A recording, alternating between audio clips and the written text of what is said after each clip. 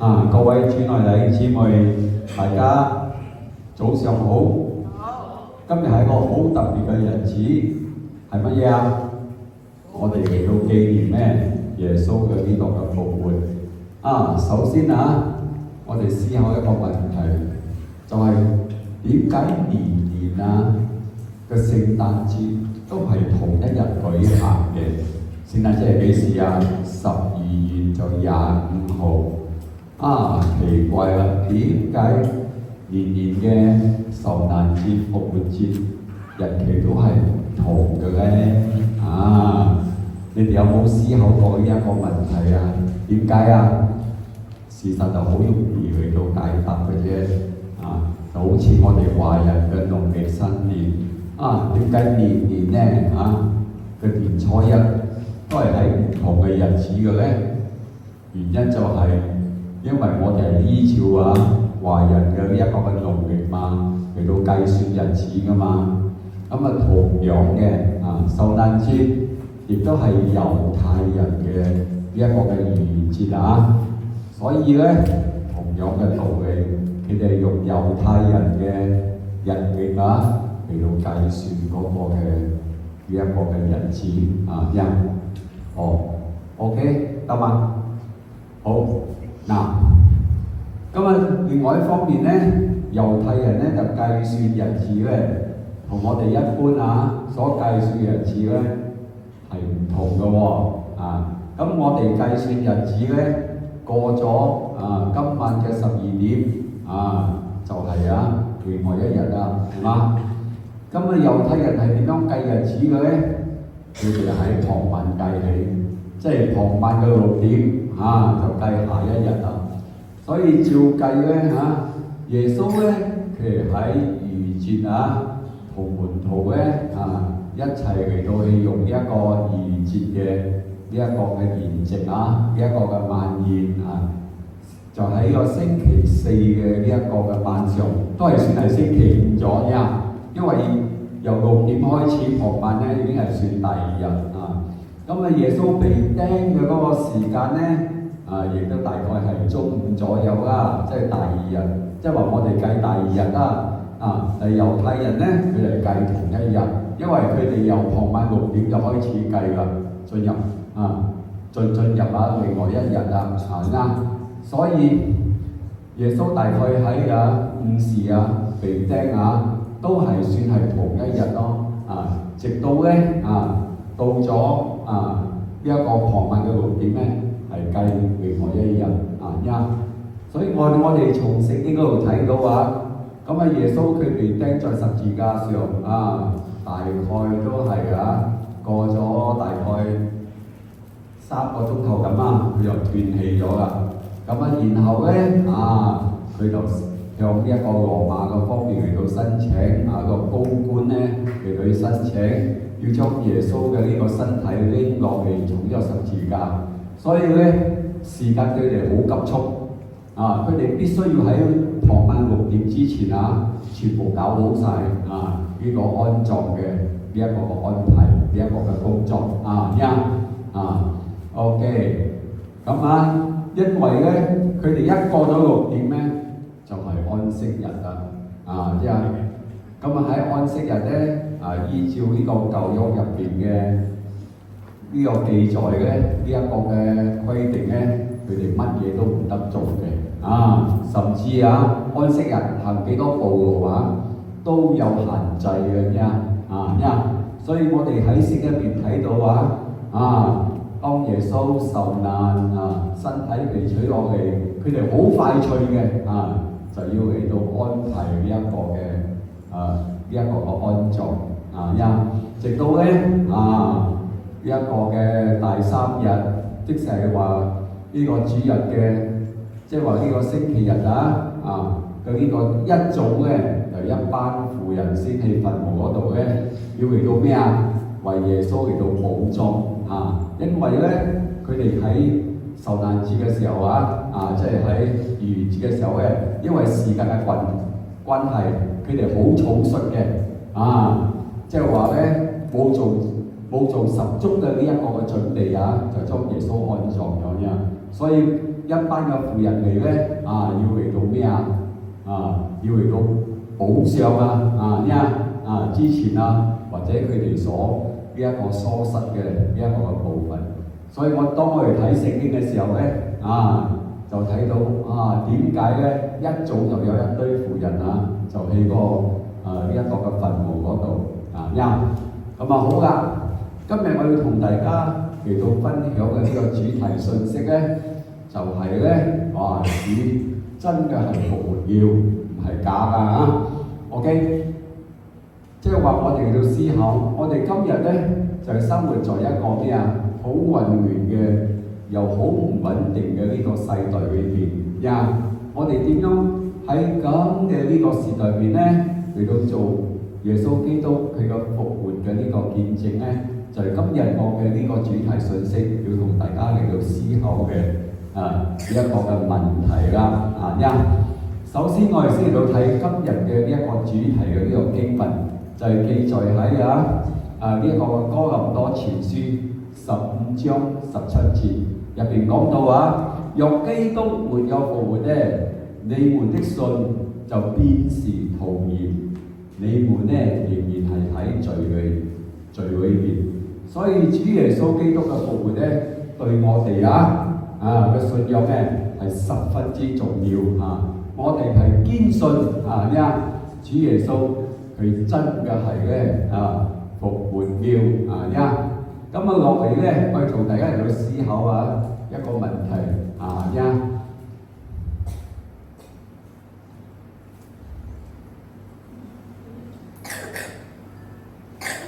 OK。就係自古以嚟關於否定耶穌嘅復活咧，主要都係歸納喺幾方面嘅一個嘅論述事實上有關耶穌佢呢個復活咧，從呢一個嘅馬太福音入邊，就係馬太福音嘅27章62到66節入邊咧，就有一段嘅呢一個嘅記載就記載到有關耶穌復活嘅事情當時咧嗰班守墓嘅呢個兵丁咧，羅馬兵丁咧，佢哋好緊張慘哇！墳墓入邊嘅耶穌嘅身體唔見咗，佢哋馬上咧就要嚟到去報告然之後咧嗰啲嘅宗教領袖就係嗰啲嘅祭司長就同呢個兵丁講就執咗一筆錢俾佢你哋要咁樣講係話咩誣告話咧係耶穌嘅門徒咧將佢嘅身體偷咗去但係嗰個兵丁咧就好驚你知喂好唔掂㗎喎，即係話我哋失職咁我哋係受命要嚟到看守住嗰個墳墓嘅喎，而家嗰個墳墓入邊空空耶穌嘅身體唔見咗喎，我哋會被處死嘅喎因為羅馬嘅呢個軍隊入邊嘅呢個軍隊係好嚴格嘅後來嗰班阿頭點講佢話唔緊要，我哋會將呢件事擺平我哋會同上頭嗰度將呢件事嚟到擺平。所以我哋從呢一段嘅經文咧，就睇到一個嘅事實，即係從耶穌復活嘅嗰日開始咧，就已經開始咧有人嚟到去造假啦，直到今日一直流傳到今日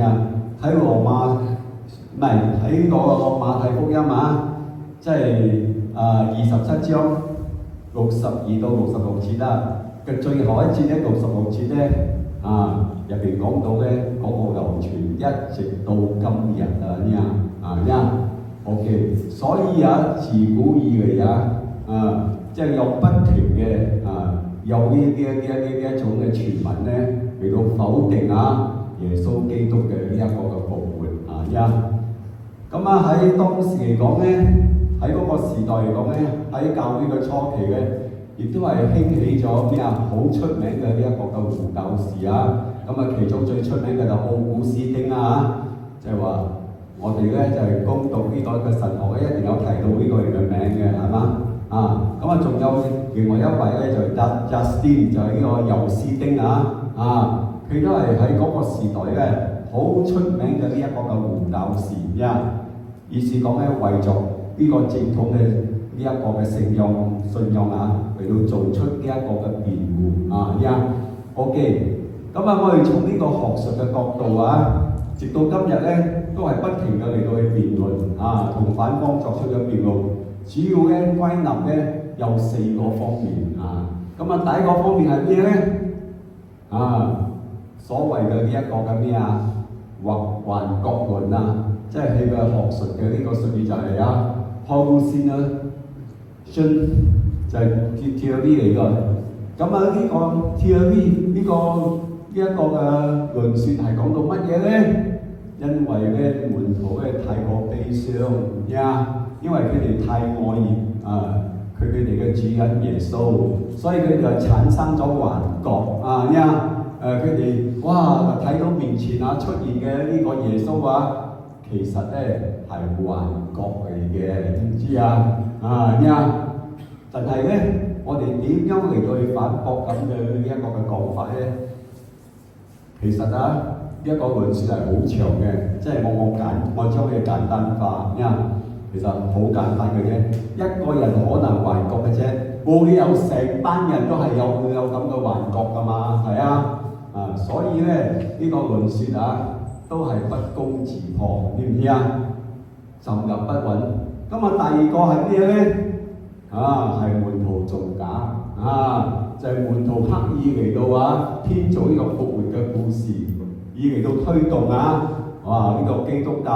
信仰嘅呢一個嘅運動因為耶穌佢生前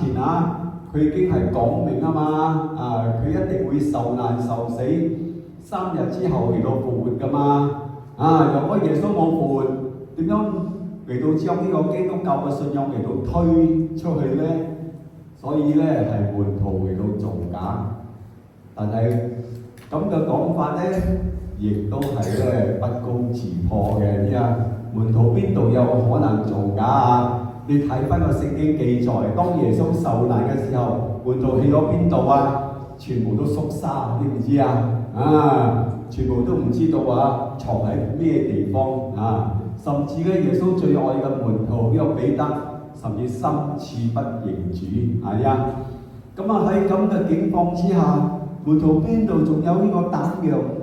嚟到去推動咧？呢個傳福音嘅工作咧，所以咁嘅講法咧，亦都係不攻自破嘅。咁第3個講法係咩你嘅身體被偷走就係記載係咩咯？就喺呢一個嘅馬太福音27章入邊咯，就62到66節之間嗰個嘅講法咯，門徒有邊度有可能啫？大家要知道即係我哋從外證嗰度揾到呢一個嘅證明。咁有關呢個羅馬當時咧整個咩即係整個地方咧都係屬於呢個羅馬帝國嘅呢個統治一定有包括有呢個軍隊啦。即係話我哋咧從呢個歷史嘅查考入邊咧，可以好清楚嘅知道羅馬嘅佢哋軍隊嘅紀律咧係好嚴嘅喎。當時咧聖經入邊有記載喎，當耶穌被埋葬嘅時候咧咁呢啲法利賽人咧就要請求一個羅馬嘅呢個嘅高官就係比拉多要去派兵嚟到要守住呢一個嘅墳墓，免得咧呢個有人嚟到去偷耶穌嘅呢一個嘅身體呢度咧就講明羅馬嘅呢個軍隊好佢哋嘅紀律好嚴嘅喎OK， 先嚟到講大概有根據呢個歷史嘅記載咧，大概有12到16個呢個羅馬兵嚟到看守個墳墓。佢哋一共咧係分4班由黃昏到6點睇到咧呢個凌晨嘅呢個6點，即係全部咧係12點。咁啊12點入邊咧佢哋分4更嚟到去看守，即係4班嘅呢個兵丁嚟到去看守，人數大概係介於咧3到4個人即係話咧喺嗰段時間咧嚟到咩看守住嗰個法老喎，仲有嗰個法老咧，仲有呢個封條喎，呢個封條或者係呢個封印即係話咧冇人可以拆呢一個嘅封條嘅個封條封住嗰個門咧，冇人能夠開㗎你開親咧嗰個封條咧就已經被解開啦。咁呢件咧好大件事喎，因為呢個嘅封條只有嗰啲有權勢嘅人正運能夠決定佢可唔可以嚟到將佢解開嘅喎好嚴謹嘅喎嗰啲兵絕對唔敢嚟到喐嗰啲嘅封條嘅仲有咧若果喺看更嘅期間咧，發覺有邊個偷瞓看守嘅人嗰啲兵偷瞓馬上會被處死嘅即係話佢哋嘅軍中入邊嘅嗰個嘅紀律係十分之嚴嘅所以從呢度咧更加能夠證明耶穌嘅身體點樣俾你攞走哇！看守得咁嚴若果偷瞓，若果你走去咩放蛇，你知唔知叫做放蛇若果被捉到馬上會撳嘅喎，知唔知咁呢一方面咧就證明到咧耶穌嘅身體咧係放喺嗰度，而且嗰個門咧冇被人打開過呢方面就證明到耶穌嘅身體唔係被移走嘅咁第4個好普通嘅呢一個嘅辯論係咩咧就係誤認憤怒，即係話嗰班婦女一朝早太緊張個頭走錯咗，認錯嗰個墳墓，嗰個墳墓本來係空嘅就咩當作係空嘅呢啲講法亦都係有漏洞嘅喎，知唔知點解有漏洞咧？哇！當婦女一睇到個墳墓係空嘅，哇！佢哋好緊張喺度喊結果有乜嘢出現喺你哋面前有天使你哋所咩仰慕嘅耶穌咧，佢已經係復活了聖經入面有記載嘅OK， 所以咧呢個即係話好普遍嘅辯論咧，一直到而家都係有辯論㗎，用好長嘅時間嚟到去辯論嘅全部都係不能夠站立得穩嘅耶穌的確確咧，佢真嘅係復活了咁落嚟有本書介紹俾大家去讀嘅就叫做天經代判喺左手邊嘅咧，紅色嘅咧係舊版本喺右手邊係新版本我上一堂課咧係英文叫做 apologetic 哇！呢課到而家我都仲記得佢真係好惡啃你知咁呢一個課程咧就分為兩個部分第一個部分咧就好輕鬆就聽個講師咧就講個論證入邊有好多嘅呢一個嘅論證哇！論證咧就聽得容易明，哇！一進入第3、第4個部分咧，認真攞我命真係好艱難啃點嗰啲全部都係掉啲嚟嘅全部都係嗰啲理論嗰啲嘅術語，我哋根本拗晒頭，究竟係講乜嘢所以呢堂課上到我金睛火眼到而家我仲記得知唔知哇！真係好惡啃知唔知我就介紹大家咧，就睇呢一部書啦。哇！呢部書都唔平嘅我喺網上一查，喺本地嘅售價係79蚊話好貴。不過有個好消息，你可以咧喺網上可以 download 嘅，即係話佢而家咧已經係公開咗你嘅版權啦你可以喺網上 download嘅。不過咧你佢嘅新版本咧就冇咗第三同埋第四部分啊，因為第三、第四部分啊都係講嗰啲咩啊？呢啲學術研究嘅啫。如果你要睇第三、第四部分咧，就要揾翻呢個舊版本啦啫。新版本咧有百幾頁啫啫。其實你讀落去啊，入邊有好多嘅呢一個嘅論證嘅啫啊，即係話全部都係嗰啲論證啊。你好用一般人咧就好容易明白嘅啫，所以我鼓勵你啊，上網將佢嚟到下載 download 啊，嚟到睇入邊嘅呢一個嘅內容啊，因佢係第一部分係第二部分，好容易睇得明嘅啊，即係話你唔使睇第三、第四嘅啫，嗰啲好惡啃啊嗰啲啊，OK 嗱，你入去呢一個網上啊，你就打印鐵證待判啊，鐵證待辦啊，馬上佢彈出嚟㗎，我哋有 PDF file 㗎，俾你嚟到去咩啊？嚟到去下載嘅OK 嗱，佢入邊嘅呢個內容咧，大概係咁樣啊，有百幾頁嘅啫，即係第一、第二部分有百幾頁嘅啫入邊講到有關呢個聖經嘅呢一個嘅製作點樣嚟到論證聖經係點樣產生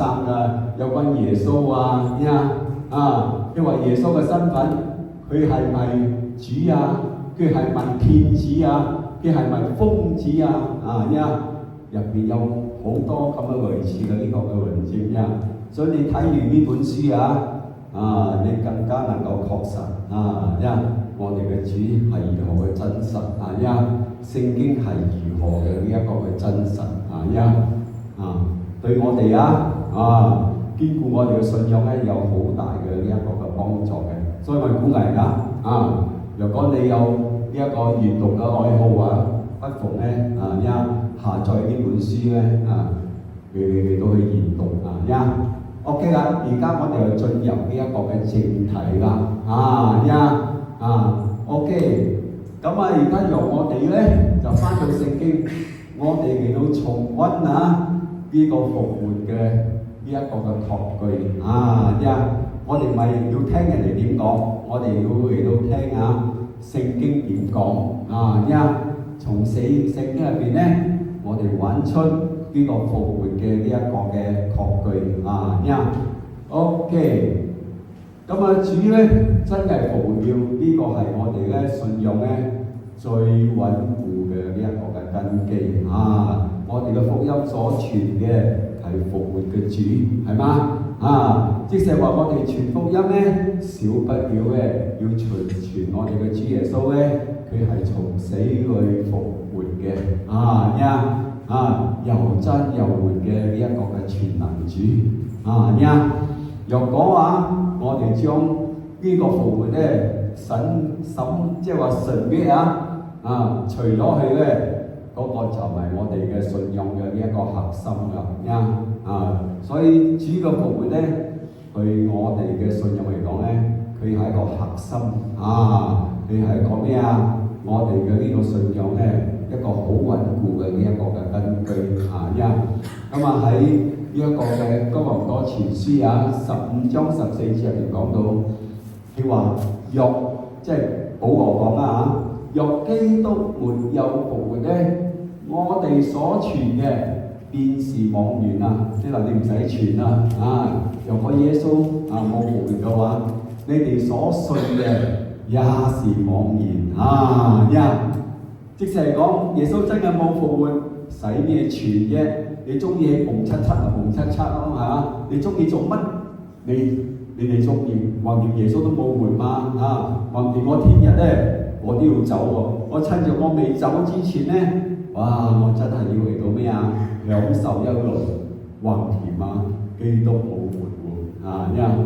咁喺呢度咧保羅已經講得好清楚啦呢個反面嘅説話，正如講我哋所傳嘅係耶穌真嘅呢一個嘅復活了OK 再落嚟咧，唔見咗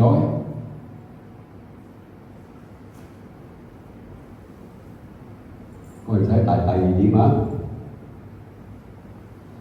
第二點就係呢個復活嘅呢個嘅確據啊，呀 ，OK。點解耶穌咧佢復活嘅時候咧係要向一班人嚟到顯現咧？因為咧佢要為當時咧呢班門徒信徒嘅軟弱嘅呢一個嘅信心嚟到做呢一個嘅預備啊！而家我彰顯俾你哋睇係真嘅呢一個嘅復活，唔係假嘅你哋親眼見到嘅即係為呢個當時呢個軟弱嘅信心咧嚟到做日後要嚟到幫氣嚟到咩服侍佢嘅呢一個嘅準備OK。咁神知道我哋需要呢個確據嘅所以喺聖經入邊嘅呢個記載耶穌嘅復活你的確有顯現俾好多人睇保羅都有嚟到記述一個三個好關鍵嘅呢一個嘅確據就係空墳墓個墳墓係空嘅，聖經入邊記得好清楚。我正話你已經係解釋咗啦呢個空墳墓係個事實，並不是咧耶穌嘅身體被偷去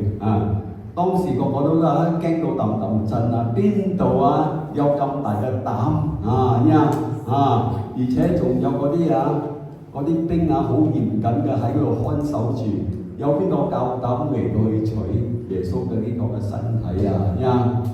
即係從呢個各方面就係嚟到證實耶穌的確係復活咗，而且咧葬氣嘅嗰個墳墓咧係空無一人嘅所以今日如果你有機會去到呢個以色列呢一個地方導遊都會帶你睇耶穌嘅空墳墓。不過嗰個傳講其實係乜嘢嘅呢一個嘅地點到而家已經無從查考啦。佢話係就係啦，係嘛即係話咧，佢俾你睇嗰個地方咧係空嘅OK。咁第二咧，而且有多位嘅呢一個嘅見證人呢個叫群體性嘅呢個見證，唔係一個睇到陣間我哋俾即係向大家嚟到出示呢個保羅嘅經文片所述説嘅，究竟有邊幾個睇過有乜嘢人睇過耶穌嘅呢一個嘅復活OK。呢個係群體嘅呢一個嘅見證嚟嘅，唔係一個人嘅呢一個嘅見證，係大群體，佢哋親眼見到耶穌嘅真係復活嘅第三點復活嘅主帶嚟呢個生命嘅呢一個嘅振奮以前咧驚到好似軟腳蟹咁樣但係經歷到耶穌嘅呢一個嘅復活成個人唔同晒再加上呢個聖靈嘅呢個充滿個個都唔怕死喺嗰個時候開始咧，福音咧就開始嚟到廣傳啦做咩事會得着力量咧？做咩事咁唔怕死嘅？做咩事突然間咁勇敢嘅？因為佢哋親眼見到耶穌嘅復活而且佢又經歷到耶穌所應許落去嘅呢一個嘅聖靈佢哋都澆灌佢哋，佢哋得着呢一方面嘅呢個嘅能力，從此之後就唔怕死啦帶着呢個勇敢嘅呢個心嚟到將呢個福音嚟到去廣傳所以咧，其中一個好明確嘅呢個確據咧，當佢哋嘅生命一見到耶穌嚟到復活佢嘅生命咧徹徹底底嘅嚟到咩咧？經歷咗呢一個徹底嘅呢一個嘅改變，而令到咧福音嘅呢一個嘅事工咧，能夠喺當時嘅世界咧，嚟到咩好有力量嘅嚟到推出去，將福音嚟到去廣傳OK。喺呢個哥林多前書15章5同埋6節，保羅所講嘅並且顯給俾基法睇，基法就係彼得啊，然後再顯給俾12個使徒嚟到看，何一時咧顯給俾500多弟兄看，其中大半到而今仲還在，卻也有已經係睡了的。哇！咁啊，保羅就喺呢一節嘅經文咧做出呢個統計，即係耶穌話佢個復活顯現俾邊個睇啊？哇！有成500幾人啊，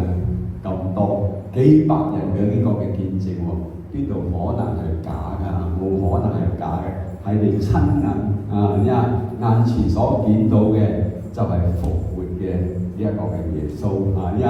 而且佢哋都親眼見到耶穌被釘在呢個十字架上，真係斷咗氣嘅真係被埋葬嘅後來佢哋即係話喺眼前所出嘅耶穌咧，係從死裏嚟到去復活嘅OK， 咁復活對我哋係咩意義咧？主唔單止係復活喎，亦都係以我哋嚟到同在主嘅名叫做以馬內利嘛就以我哋嚟到同在嘛喺呢一節嘅呢個經文記載咧就對呢個多馬咧就係耶穌12個門徒入邊嘅其中一位嘅呢個門徒。呢一個人咧就好多疑嘅佢見到耶穌佢唔信，耶穌我唔信你係真係復活死過人而家又再翻生除非你俾我摸下咁我就信啦耶穌咧就好大方嘅你伸隻手入嚟摸下我腳底呢度摸唔係半支係摸，哇！我嘅主我嘅神你摸到乜嘢摸到耶穌嗰個釘痕你唔知你成個都嗌起嚟我嘅主我嘅神真係復活了OK， 所以喺呢一節嘅經文入邊咧就記載伸過你嘅指頭來摸我嘅手，伸出你嘅手來探入我嘅呢個嘅肋旁不要嚟到疑惑，總要嚟到信後來耶穌點幫你講而家你睇到正話你信你話將來嗰啲冇睇到就信嘅，比你仲更加有福氣所以我哋係比多馬更加有福氣嘅，係咩事因為佢愛睇過，愛摸過正話信。我哋而家乜嘢都冇睇過有邊個睇過耶穌冇人睇過有邊個摸過耶穌更加唔使講冇摸過啦，係嘛咁我哋就相信耶穌點講冇睇到就信咧比嗰啲有睇到正話信咧係更加有福氣。所以我哋今日我哋嘅信心係比以前嘅呢個多更加係有一個嘅福氣嘅OK， 咁我哋復活嘅主仍然係帶着一個嘅傷痕，所以耶穌嘅復活從帶着呢個嘅傷痕，有呢個手嘅呢個釘痕，同埋你嘅呢一個嘅腳底被刺嘅嗰個嘅傷痕所以咧我哋嘅傷痕咧唔會令到我哋失去主，我哋嘅主都有傷痕我哋嘅即係話我哋嘅呢個生活嘅經歷都面對好多嘅呢一個嘅傷痕，都有不俾人哋刺傷嘅嗰種嘅傷痕總言之喺生活中所產生嘅嗰種種種嘅嗰種嘅傷痕唔俾我哋失去主因為主佢親身經歷過呢一個嘅傷痕，所以一定唔會忘記我哋嘅呢一個傷痕嘅，所以我哋嘅傷痕都可以為主作為你嘅呢一個嘅見證OK， 又跳得咁快。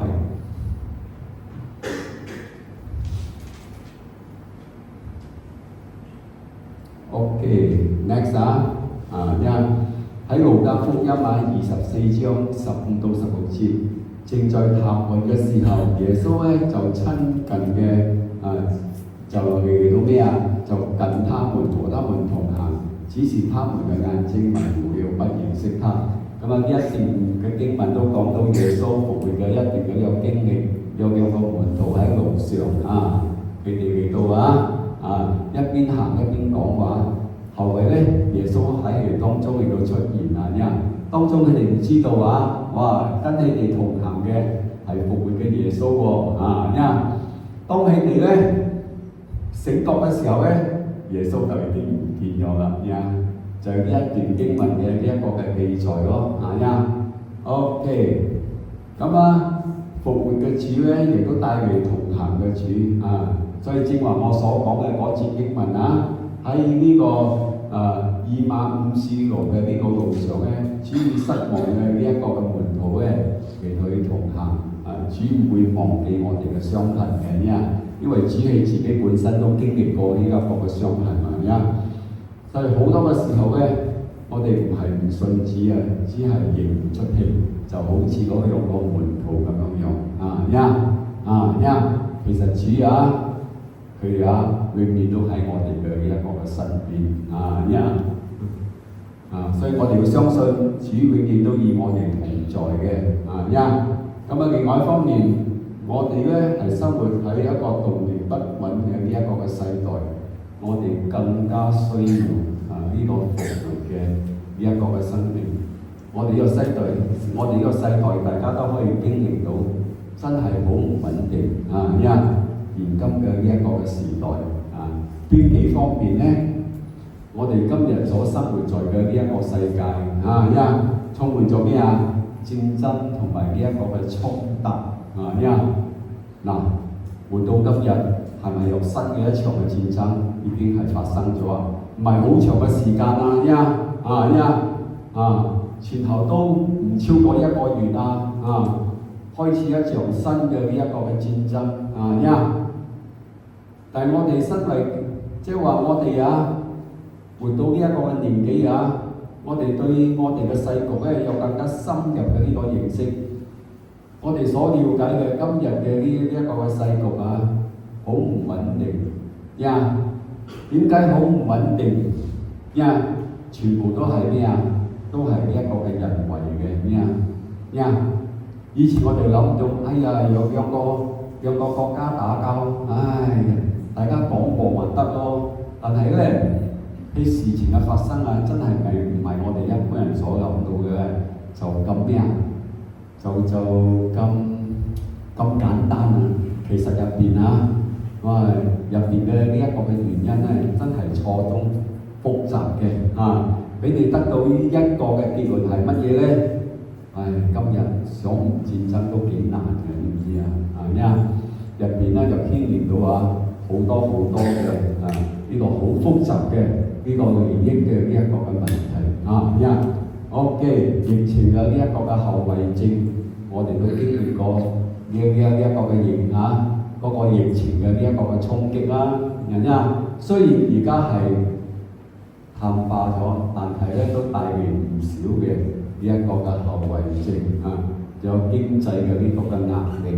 大家都可以感受到我哋面臨乜嘢嘅呢個經濟嘅呢個嘅壓力就係石油嘅呢一個嘅起價，石油嘅呢一個嘅起價咧就帶嚟嘅呢個民嘅呢一個嘅咩呢一個嘅膨脹帶嚟呢個通貨嘅呢一個嘅膨脹，知唔知咁借住我哋所居住嘅呢個國家咧我哋係相當嘅平穩而家我哋睇到呢個石油嘅呢個供應嘅呢一個嘅不足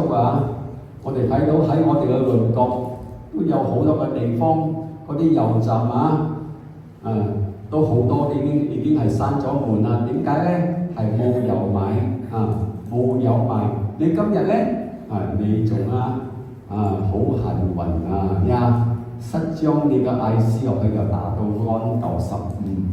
幾多錢199係咪？哇！你哋幾有福氣外國人見到你哋都會流口水嘅哇！你真係有福氣嘅我哋就慘喎但係我哋可以識得如何係咩居安思危知唔知我哋要不斷喺度祈禱讓呢個世界不穩盡快嘅嚟到咩咧？盡快嘅嚟到安穩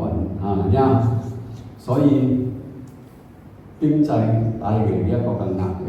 仲有道德嘅呢一個嘅混亂好多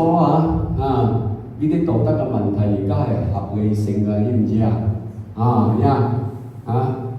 男女嘅嗰種嘅關係，我都曾經有講過啦好多個國家都將佢成為一個合理性同居都係一個合理性，都有一個國家嘅呢一個嘅憲法嚟到去保護嘅已經成為一個合理性。雖然咧喺法律上係合理，但係對我哋基督徒嚟講又違反呢個聖經入邊嘅呢一個教導嘅呢一個嘅原則嘅喎，知唔知所以我哋唔得嚟到跟隨呢個世界嚟到同流合污，知唔知我哋有獨立嘅呢個思考，所以咧喺咁嘅呢一個混亂嘅呢個世界就有道德混亂是非即係話咧，又亦都係活在一個是非難明嘅呢一個嘅時代裏邊，我哋更加需要呢個咩呢個復活嘅呢一個嘅生命我哋有好堅強嘅嗰種復活嘅生命我哋先話能夠去應對呢啲咁嘅問題所帶嚟嘅呢個喺我哋個信心上嘅呢一個嘅衝擊所以咧，我哋係咩如希伯來書12章27節入邊所講到咩咧？不被震動的常存係咩意思即是話咧我哋喺我哋嘅信仰上站立得穩我哋就唔會被震動唔會被震動咧，我哋正話能夠持久，正話能夠咩長存如果你成日咁樣用嘅咧你好簡單嚟到去長存噶啦所以呢節經文咧特別嘅提醒我哋唔好俾我哋周圍嘅人事物嚟到去震動我哋嘅信心如果我哋唔被呢個周圍嘅人事物咧嚟到去震動我哋嘅，仲係企得穩咧佢入邊所講嘅咩咧？最後嗰句佢呢個保證係咩常存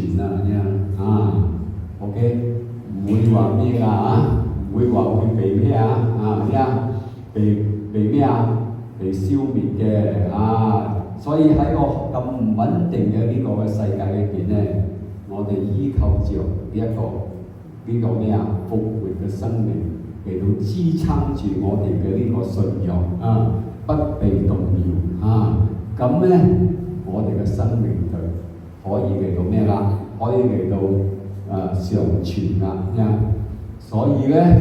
世界不缺呢個資訊，今日我哋生活在一個資訊發達嘅呢個世代裏邊又冇咗嘅我哋所缺乏嘅咧係復活生命嘅呢一個嘅見證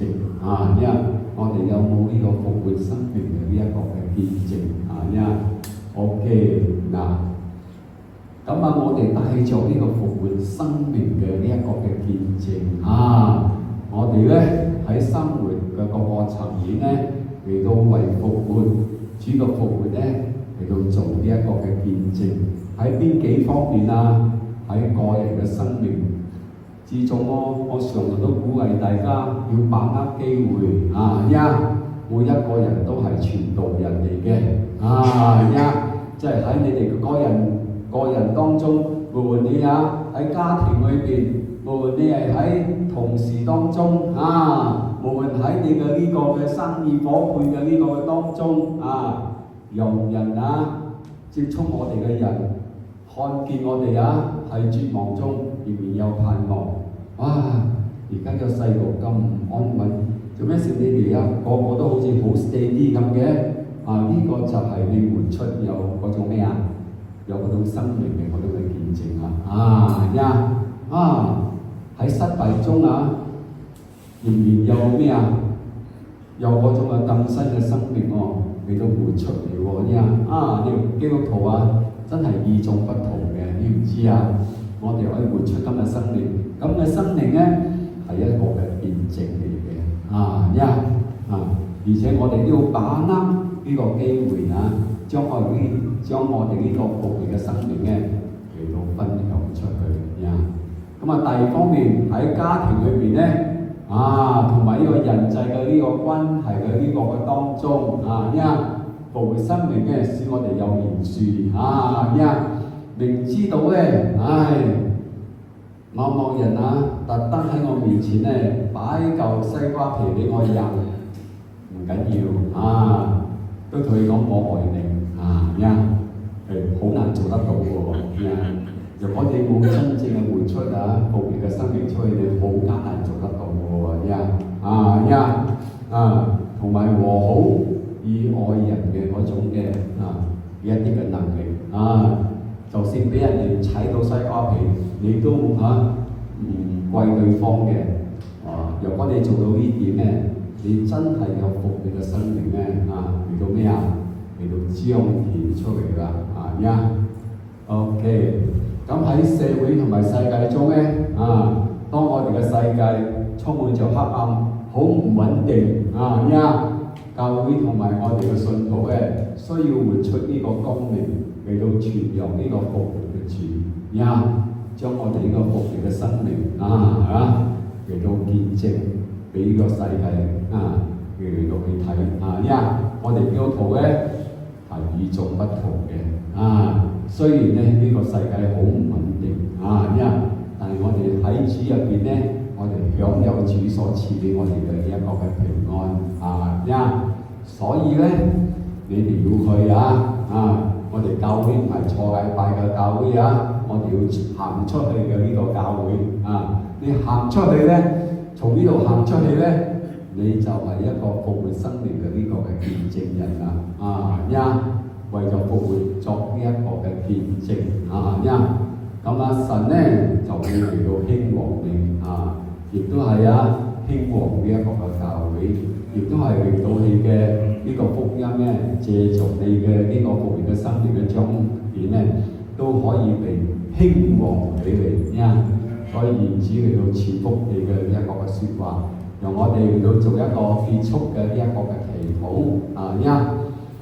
我哋一齊嚟到祈禱我哋親愛嘅天父，我哋感謝你喺今日呢一個復活嘅日子裏邊，你再一次嚟到提醒我哋嘅主咧真係復活了今日主你讓我哋看見呢個墳墓已經係空了死亡咧已經係被主你嚟到勝過，黑暗咧不再是呢一個嘅結局。所以我哋親愛嘅主耶穌，我們感謝你，你係已經真嘅復活了，而且你係帶着呢一個嘅傷痕就係咧你嘅手上有呢個釘痕，同埋你嘅呢個肋旁咧，亦都係有呢一個嘅傷痕。因此我哋知道你明白我哋嘅軟弱嘅你看見我哋嘅眼淚，你係從來係冇嚟到離開我哋嘅。再次你嘅主，我哋將我哋嘅生命完全嚟到交託喺主你掌管嘅呢一個嘅手上，求你用復活嘅大能嚟到托住我哋。所以親愛嘅聖靈求你今日嚟到更新我哋眾人嘅心，喺灰心嘅時候，求主你賜給我哋盼望；喺懼怕嘅時候，求主你賜給我哋有呢一個信心；喺我哋疲乏嘅時候，求主親愛嘅聖靈賜給我哋一個嘅力量。所以賜呢個主，求你嚟到差遣我哋進入我哋所居住嘅呢個嘅生活嘅嘅呢個嘅城市裏邊，我哋唔係靠著自己嘅能力，乃是依靠聖靈嘅能力，是依靠復活嘅呢一個嘅生命，讓我哋喺我哋嘅呢個家庭中，喺我哋嘅呢一個嘅職場中，喺人群中活出呢個真實嘅呢一個嘅信心，呢個温柔嘅呢個愛心，好似主呢個温柔嘅愛心嚟到同埋有呢個堅定嘅呢個嘅盼望，成為主你復活嘅呢一個嘅見證。所以前呢個主，我哋再次嘅喺度就宣告，你係已經復活了，你仍然係掌權我哋獻上今日祈禱，乃是奉主耶穌得勝嘅名，Amen。